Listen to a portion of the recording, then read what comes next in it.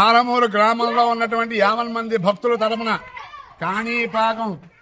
సరస్వతి వినాయక స్వామి వారి యొక్క ఆలయ దేవస్థానం సిబ్బందికి, దేవస్థానం కమిషనర్ గారికి, దేవస్థానం ఎగ్జిక్యూటివ్ ఆఫీసర్కి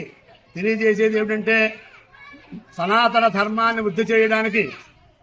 కాణీపాకంలో ఉన్నటువంటి వరసిద్ధి వినాయక స్వామి వారి యొక్క ప్రచార రథాన్ని అటు కాణీపాకం దగ్గర నుంచి శ్రీకాకుళం దాకా కూడా ప్రయాణం చేస్తోంది. అందులో తిరుగు ప్రయాణంలో భాగంగా ఈ ప్రచార రథం వస్తోందని తెలిసి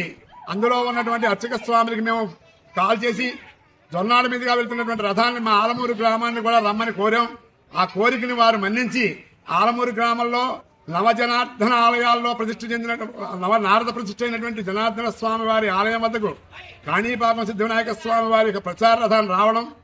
రావడంతో ఈ విషయాన్ని తెలుసుకున్నటువంటి అనేక మంది భక్తులంతా కూడా ఈ దేవాలయం వద్దకు వచ్చి ప్రచార రథంలో ఉన్నటువంటి స్వామివారిని అర్చక స్వామి ఇచ్చినటువంటి పాదుకల ద్వారా దర్శింపజేసుకుని గణపతి అనుగ్రహాన్ని పొందారు. కాబట్టి ఈ యొక్క అనుగ్రహాన్ని మా ఆలమూరు భక్తులకే కాకుండా విషయాన్ని తెలుసుకుని వచ్చినటువంటి సమీపంలో ఉన్న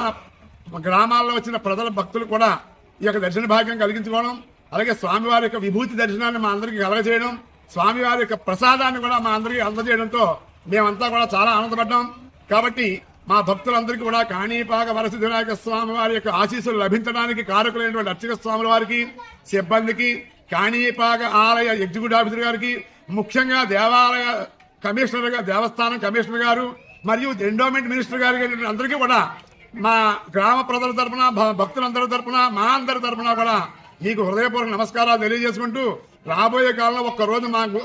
గ్రామానికి కనుక ఈ రథాన్ని పంపించినట్లయితే మా గ్రామంలో స్వామివారి యొక్క కళ్యాణ మహోత్సవం, ఇతర ఉత్సవాలన్నీ కూడా మేము చేస్తామని చెప్పి మీకు తెలియజేస్తూ,